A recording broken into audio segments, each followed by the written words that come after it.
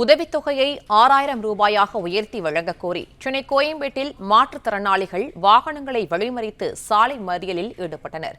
கூடுதல் விவரங்களை செய்தியாளர் ரியாஸ் அகமது வழங்க கேட்கலாம். ரியாஸ் அகமது, வணக்கம். இந்த சாலை மறியல் சம்பவம் தொடர்பான விவரங்களை பதிவு பண்ணலாம். வணக்கம். கோயம்பேட்டில் மாற்றுத்திறனாளிகள் சாலை மறியலில் ஈடுபட்டதால் கடும் போக்குவரத்து நெரிசலானது ஏற்பட்டுள்ளது. அரசு பேருந்தை வழிமறைத்து சாலை மறியலில் ஈடுபட்டதால் கோயம்பேட்டில் போக்குவரத்தான முடங்கியுள்ளது. உதவித்தொகை உயர்த்த கோரி நேற்று போராட்டம் நடத்தி கைது செய்யப்பட்ட மாற்றுத்திறனாளிகள் 14 அரசு பேருந்துகளில் கோயம்பேடு பேருந்து நிலையத்தில் கொண்டு வந்து வைக்கப்பட்டனர். இந்த நிலையில் அவர்கள் சாலை மறியலில் 1500 ரூபாய் உதவி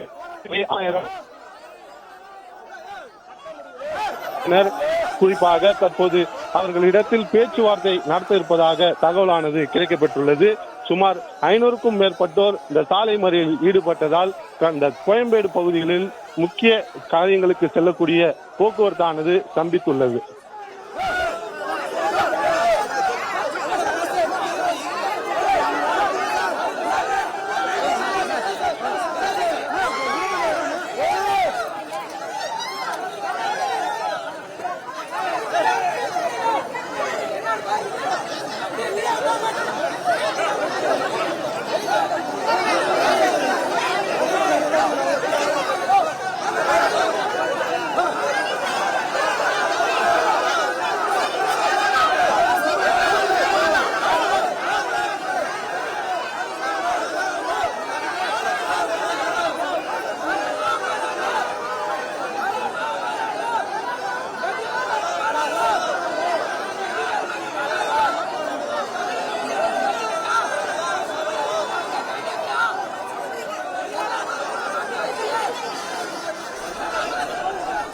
பிளே ஸ்டோர் மற்றும் ஆப் ஸ்டோரில் இருந்து பாலிமர் செயலியை QR கோடு மூலம் பதிவிறக்கம் செய்யுங்கள்.